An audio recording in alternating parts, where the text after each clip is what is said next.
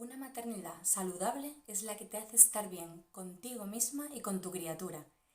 Esta es la principal enseñanza que me gustaría mostraros en esta masterclass, que trata sobre maternidad saludable y mandatos de género. Me llamo Rocío Fernández y tengo dos criaturas conmigo, una nacida hace casi 9 años y otra hace más de 5. Antes de ser consciente de lo que era ser madre, mi cabeza se llenó de planes y construcciones en torno a cómo sería mi maternidad. Esta agenda estaba llena de constructos sociales y de algo aún más importante, la nula información del verdadero proceso de maternidad. Y así nació mi primera hija, Alejandra.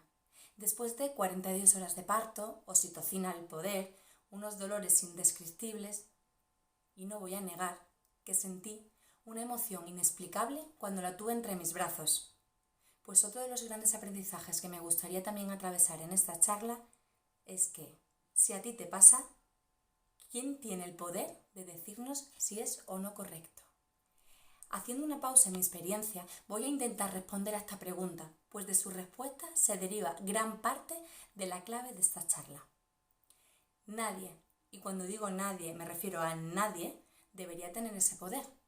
Y una vez más, solo tú eres la dueña de tus emociones, de tus sensaciones y decisiones. Pero eso al patriarcado no le parece lo correcto. Y para ello ha dejado bien claro que desde el momento que un o una ginecóloga te dice el sexo de la futura criatura, los estereotipos fluyen como la espuma y nosotras nos quedamos con el rol de lo reproductivo y con ello los cuidados y ellos se quedan con lo productivo. Aquí surge una auténtica dicotomía de cuidados versus producción. Y es en esta última, es decir, en la esfera de lo productivo, donde la sociedad sitúa lo realmente importante y lo coloca en el plano del poder. Ya nos decía Ana de Miguel en su libro Ética para Celia que los jóvenes y las jóvenes siguen educados en una doble verdad. La historia de la humanidad que ha durado milenios y que ha dejado una huella de 2000 años pensando que las mujeres están para servir al proyecto de vida de los hombres. La idea de que las mujeres somos inferiores está en el corazón de nuestra cultura y eso ha dejado una huella profunda que permanece. Volviendo a la historia de primer parto y mi primera criatura. En el momento que nace una niña o un niño, igualmente nace una madre. Pero esa madre era antes una persona y lo debería seguir siendo. En esta nueva relación entre la madre y la persona y en encontrar su equilibrio está la base de una maternidad saludable. Pero no nos olvidemos de lo comentado anteriormente, los roles y los estereotipos que desde pequeñas nos socializan y nos colocan en un cajón estanco a la hora de la crianza. Este cajón podría tener como título los mandatos de género de las mujeres. Ya decía Simone de Beauvoir que hasta la manera de mecer a una criatura recién nacida era diferente si eras niño o eras niña. Pues esta madre, persona, que se encuentra ante el nuevo reto de la maternidad, que puede ser que esté dolorida, que tenga puntos, recién salida de la cesárea o intentando conseguir que su criatura se agarre al pecho, debe sentir desde el minuto 1 que el bebé o la bebé que tiene entre sus brazos es lo mejor que le ha pasado en su vida y que tiene que quererla como a nadie en el mundo. Hablaremos de este amor de madre un poquito más adelante, pero en esos momentos puedes sentir miles de vínculos con la criatura. Pero como el resto de las relaciones humanas, necesitáis tiempo para conoceros. Y aquí uno de los primeros mandatos de género. ¿Qué sucede si a ti no te pasa? Las primeras 48 horas después de la oxitocina son un revuelo de hormonas que invaden tu cuerpo y te dan una extraña sensación de estar pletórica. Luego viene la vuelta a casa y empieza, como diría Laura Goodman, el encuentro con tu propia sombra. Es en ese momento donde el cóctel del puerperio entra en acción y las lágrimas y el vértigo fluyen a partes iguales. Pero es en ese punto donde nos encontramos con un malestar de género provocado por la socialización de género de las mujeres, de la que os hablaba más arriba. La culpa. Qué gran invento esto de la culpa para las mujeres, ¿no?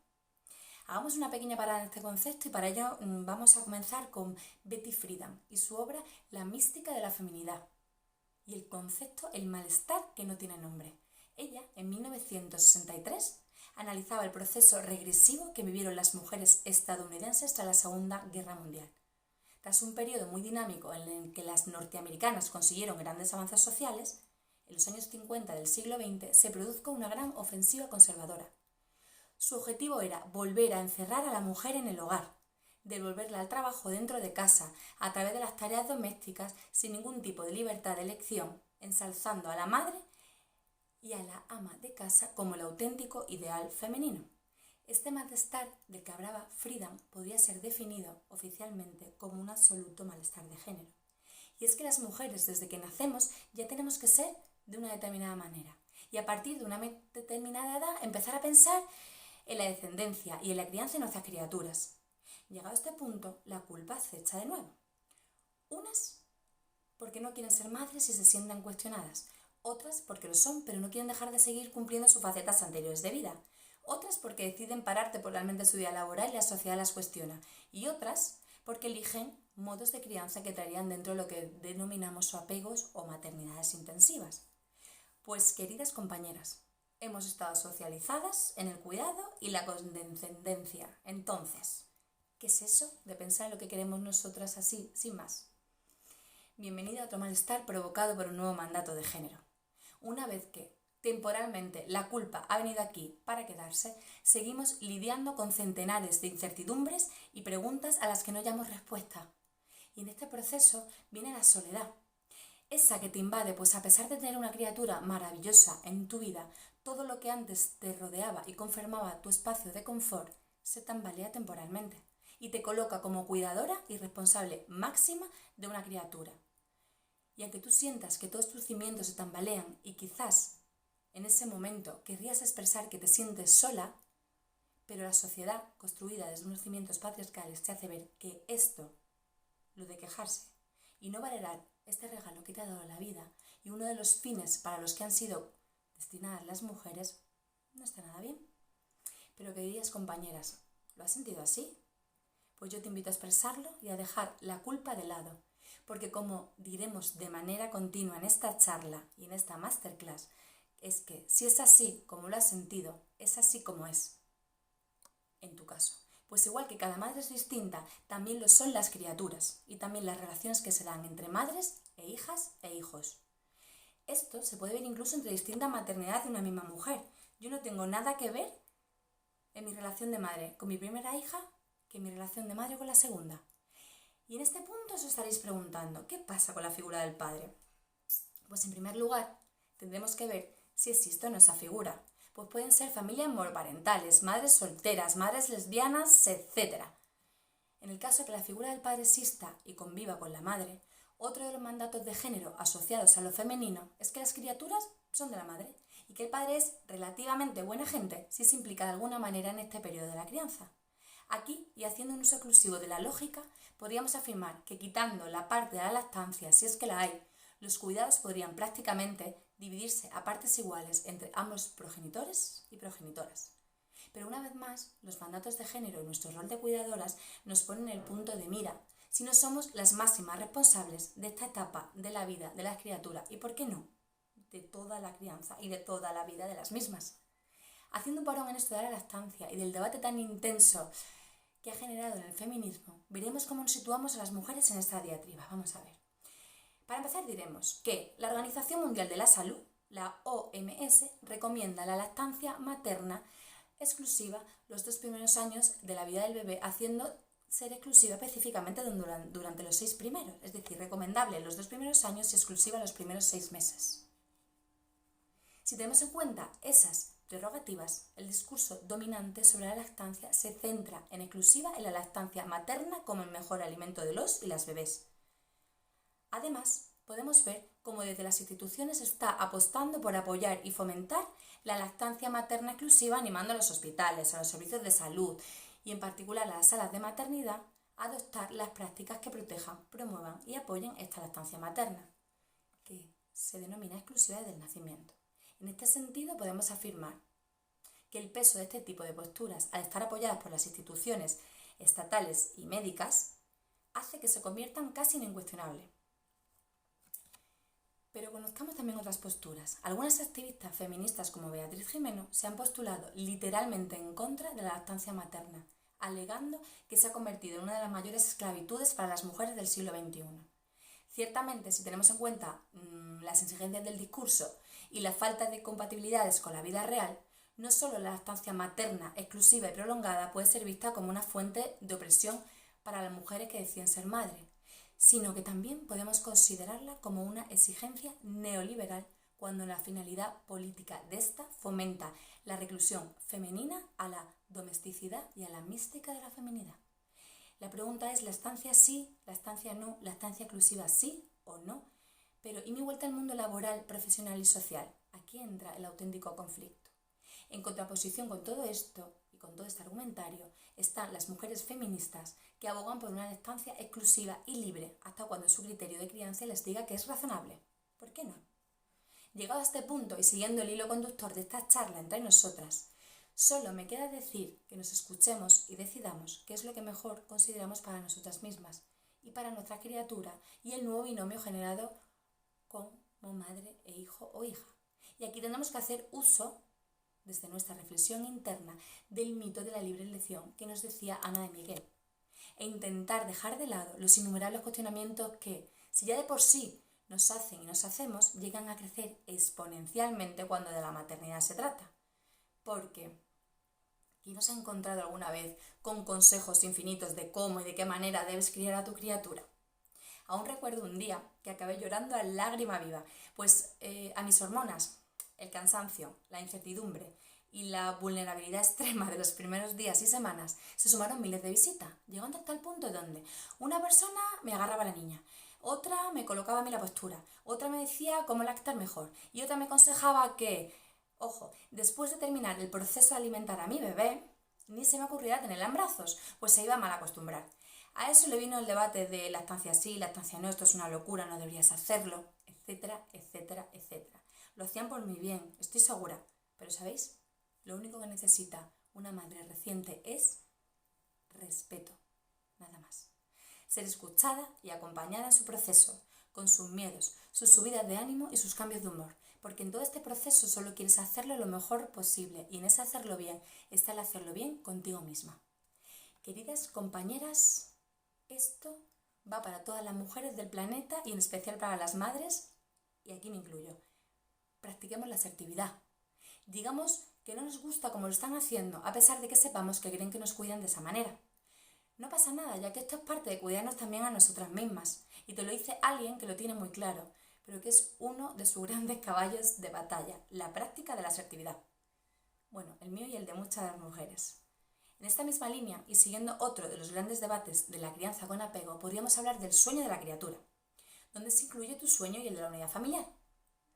Recuerdo perfectamente la frase que ya es un dicho a nivel internacional: duerme cuando lo haga ella. Como en mi caso solo durmió durante los primeros 6 meses en posición vertical, se convirtió en una auténtica odisea el poder descansar algún minuto durante el día. La verdad es que nunca he conseguido dormir en posición vertical. Por la noche, entre brazos y vaivenes y siempre dentro de nuestra cama, podríamos ir rascándole horitas al cansancio. Para las que somos cabezonas y nos cuesta conformarnos con el status quo de las cosas, tratamos, dentro de la poca energía que nos queda en los primeros meses, el poder ver cómo cambiar esta situación de eterno cansancio. Y en mi caso, como en el de muchas, pasó por leerme 2 grandes clásicos de ese momento de la crianza. Uno, Duérmete niño, del tan conocido método Stibbil, y otro, Dormir sin lágrimas, de Rosa Jové.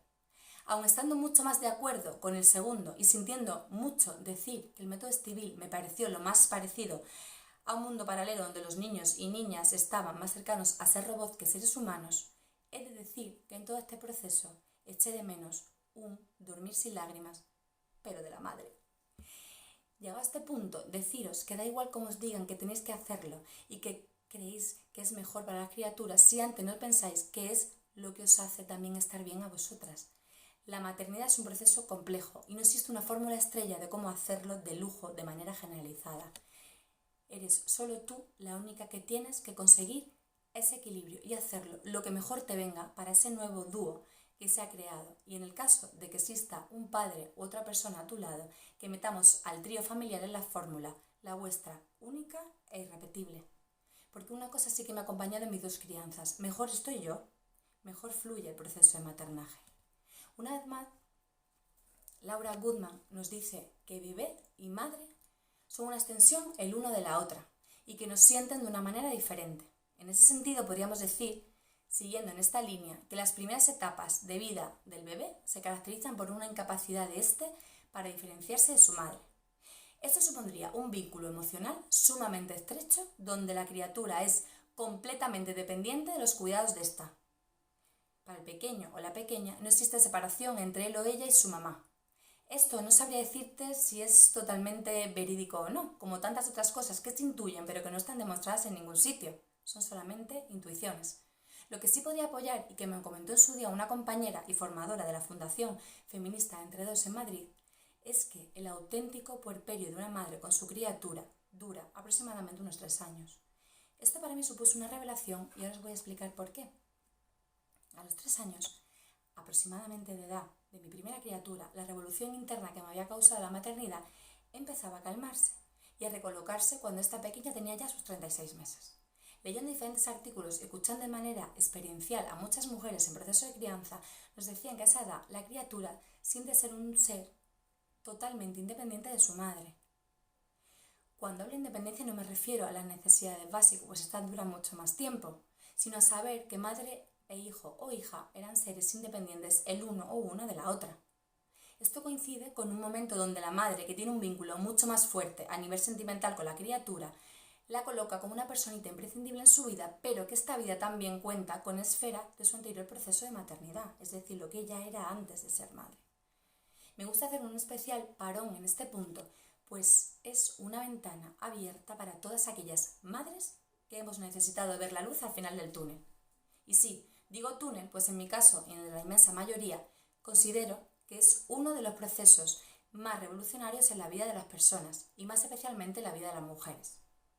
Una forma de hacer este proceso más saludable para nosotras mismas es poder decirnos las unas a las otras y a la sociedad entera cuando nos hemos sentido realmente tristes y convulsas en todo este proceso, sin que seamos vistas como unas malas madres. Y vayamos a este concepto, que es muy interesante y que además escuchamos muy en la actualidad. ¿Qué es ser una mala madre según los innumerables mandatos de género? En este sentido no podemos dejar de citar a Laura Baena y a su Club de Malas Madres. Ella nos dice que en la crianza subyace la idea de que si la madre no se encarga personalmente del 100% de todas las cosas que le pasan en todas las áreas de la vida a su hijo o hija, es una mala madre. Se trataría de estar más o menos unas 24 horas, 7 días a la semana disponibles en perfectas condiciones. Ella nos lo explica a través de 1000 detalles de su rutina diaria que seguro te resultan muy familiares. Por ejemplo, si le compras el disfraz de Halloween en la primera tienda que veas, en vez de hacerlo con tus propias manos al anochecer después de 12 horas de trabajo y sin haber parado un minuto, pues eres una mala madre. Si sales por la noche con las amigas y dejas a los niños o niñas con la abuela, mala madre. Si no tienes mucha idea de cocinar y pides pizza todas las semanas, mala madre. Y si a tu hijo o tu hija le ha pegado un mordisco en el brazo a otro en el cole, pues mala madre, que no sabe educarlo o educarla como si el niño o la niña no estuviera expuesto a otras influencias o modelos de actuación además del tuyo. Claro que no. En antagonismo con esto surge la buena madre, como aquella que se encarga del que el pequeño o la pequeña tenga cubiertas todas sus necesidades vitales en general, las emocionales, las educativas, de autonomía, de seguridad, etc. Podríamos hablar de mala madre cuando en general estas áreas no están atendidas adecuadamente, lo que provoca que, si esta situación se mantiene en el tiempo, el pequeño o la pequeña tenga problemas de diferente índole en su vida. Imagínate qué responsabilidad, compañeras. Evidentemente la madre no es la única encargada de que estas necesidades estén cubiertas, suele haber una pareja, una familia, un entorno que la debería apoyar y todo aquello que comentábamos anteriormente. Pero en ese sentido, y una vez más, siguiendo el hilo conductor de esta charla entre nosotras, os diré que atender bien a tu criatura un día puntual no convierte a una mujer en una buena madre, ni equivocarse un día en una mala. Una no se convierte en buena o mala madre de la noche a la mañana. Es una tendencia, una forma de funcionar de manera repetida, una forma de pensar y de ver la crianza. De hecho, en psicología se hace referencia a la idea de madre suficientemente buena, aquella definida por el psicoanalista Donald Winnicott, como aquella madre capaz de dar cabida al desarrollo del verdadero yo del niño o de la niña, es decir, acoger su gesto espontáneo, interpretar su necesidad y devolvérsela como gratificación. Nos muestra cómo el desempeño de la progenitora influye en el posterior desarrollo emocional del bebé. Nada tiene que ver con la perfección como madre, para nada, sino con compartir con tu criatura la alegría que le da disfrazarse y disfrutar con otros niños y niñas, por ejemplo, y que esta respuesta positiva hacia él ocurre en la mayoría de las ocasiones. Nada más. Esto tiene muy poco que ver con la idea tan de moda de estar ahí 24 horas a hacerlo todo perfecto, porque son conceptos que pocos tienen que ver con la realidad. Es muy dañino pensar que en la crianza hay que exigirse hacer siempre lo óptimo en todas las situaciones, porque a veces es imposible saber qué es eso de lo óptimo. Hay que aceptar que a veces nos vamos a equivocar e intentar no pensar lo contrario, haciendo siempre lo mejor posible. Siempre existirán momentos en los que nos equivocaremos, lógicamente, o al menos no tendremos los resultados esperados. Esto forma parte del concepto de autoexigencia que de por sí tenemos muchas mujeres, sumado al de la culpa y al de un entorno en permanente juicio con las madres. Pero no pasa nada, porque si la tendencia es estar ahí para la criatura en la medida y modo que puedas y en las cosas importantes, eso es lo que va a hacer que seas una madre suficientemente buena y que el niño o la niña lo perciba como tal. Esto implica delegar a veces, permitirse aceptar algún pensamiento que aparezca tipo qué pereza me da ir al parque o con mis hijos e hijas. ¿Os suena? Implica también tener ocio, tener dudas, estar perdida y encontrarse y diferenciar lo que es una necesidad de lo que no lo es, etcétera, etcétera, etcétera. Y sobre todo permitirse ser una vez más persona a la vez que madre. Mi experiencia desde hace 9 años indagando sobre este tema, leyendo mucho y conviviendo con muchas madres diferentes y diversas, me dice que las madres malas de verdad no se plantean que lo son, si es que realmente estas existen. A día de hoy nunca he tenido a nadie a mi lado a la que he pensado como mala madre. Probablemente pensaría antes que es una mala persona y por ello que hace una mala gestión de los cuidados de cualquiera que tenga a su lado, ya sea su hijo, su hija, su hermano, su hermana o cualquier relación de amistad. Por lo demás, mi consejo es siempre escucharnos entre nosotras y seguir esa red de sororidad que nos empodera y nos hace ser más fuerte en momentos vulnerables, que en el caso de la maternidad, como ya hemos visto, son muchísimos. En esta vulnerabilidad debemos añadir el individualismo, a la que en los tiempos que corren estamos inmersas todas las personas, que por supuesto invade también todo lo que tiene que ver con la maternidad. Me explico. Cuando en las primeras semanas de mi maternidad me hacía la eterna pregunta de ¿cómo me está costando tanto este arranque del proceso de maternaje? Y por otro lado, miles de generaciones de mujeres han estado asumiendo la crianza de una manera aparentemente menos sufrida. ¿Qué pasa aquí? Pues dejando de lado que todas estas mujeres estaban igualmente inversas en los mandatos de género, que son internacionales e intergeneracionales, cabría añadir un elemento vital en este proceso que aún no hemos comentado: la tribu. Importante destacar en este sentido las reflexiones de Carolina del Olmo en su libro ¿Dónde está mi tribu? Ella nos comenta, y yo comparto, que a pesar de que tener un hijo es una de las experiencias más comunes de la humanidad, nos encontramos peor preparados y preparadas que nunca. Carolina plantea que a pesar de que vivimos en una sociedad totalmente dependiente de los cuidados, cuando esto se hace real con la aparición en el mundo de nuestras criaturas, todo este sistema se tambalea y nos sentimos realmente solos y solas. Y ante esto ella se hace una pregunta que yo secundo: ¿dónde está mi tribu? ¿Dónde está nuestra tribu? ¿Cuántas veces hemos escuchado: vivo sola con mi criatura y mi pareja si la hay, pero me las veo y me las deseo para poder compaginar mi vida entera si no tengo a nadie más? Qué difícil es esto, ¿verdad? Y sobre todo en las grandes ciudades. Y en ese nadie más es cuando se nota esta ausencia de tribu. Esa tribu que en generaciones anteriores era mucho más evidente y que hacía que el grupo, en tu nueva socialización de madre, no sumara a todo el mare magnum de la maternidad el tener que hacer eternos encajes de bolillos. Ese grupo que, aparte de la parte práctica y el cariño, te diera también ese soporte emocional que durante esta charla hemos dejado claro que tanto se necesita en el maternaje. No olvidemos, compañeras, que para cuidar tenemos que cuidarnos nosotras. Si no, la fórmula no funciona y la tribu es un elemento clave cuando de crianza maternal se trata. Os he nombrado muchas veces la palabra cuidar, pues creo que es un elemento primordial en la charla que nos acontece. Y en este cuidar se incluyen muchas cosas, y aunque es un concepto que puede resultar muy manido y muchas veces denostado por la sociedad, pues se asocia solo con la esfera de lo privado y de lo doméstico, no es para nada así. Cuidar supone transversalizar la igualdad y el respeto en cada acción que hagamos en nuestra vida, desde lo personal, laboral, profesional y político. Se trata de llevar el respeto a cada ámbito de tu vida y practicar el feminismo en cada una de las diferentes relaciones que acontecen en tu proceso vital.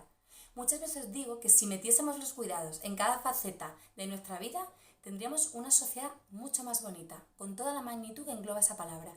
No hace falta que nos echemos las manos a la cabeza con las palabras como cuidado o bonita. Hace más falta entenderlas e incorporarlas desde esa mirada feminista e integral en cada paso.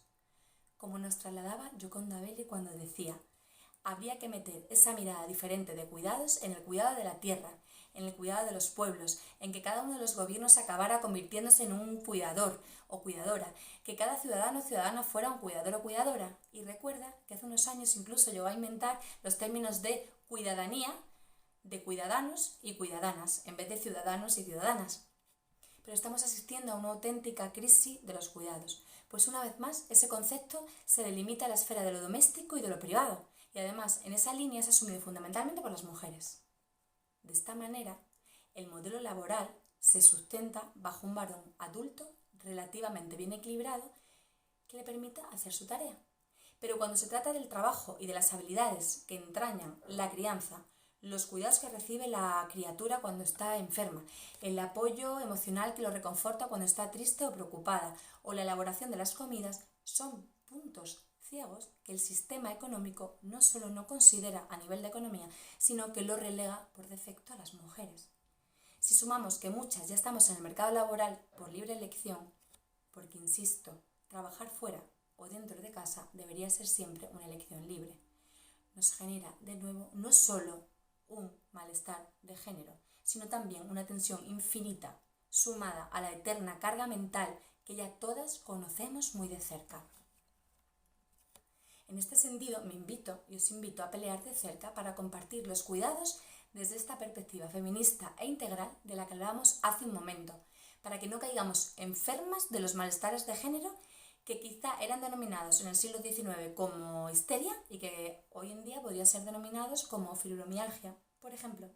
Porque, compañeras, la incorporación masiva de la mujer al mercado laboral ha puesto de manifiesto la importancia de estas funciones y de estos cuidados, ya que la economía y este sistema patriarcal que nos rodea no contempla en sus balances toda esta complejidad, llegando a, como decíamos hace un momento, a una crisis de cuidados.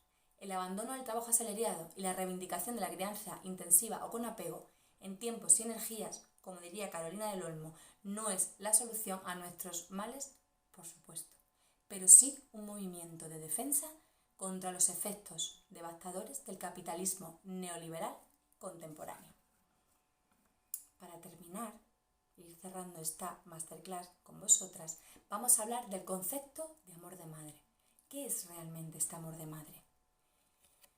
Quizá podríamos decir que dentro del feminismo estamos muchas de nosotras luchando por desmontar y deconstruir el amor romántico. Pero ¿qué pasa con el amor de madre? ¿Qué es el amor de madre? Esta relación de madres, hijos e hijas, no muy cubierta aún por la literatura, nos suscita, como diría Laura Feixat en el libro Madres e hijas, visiones muy dispares.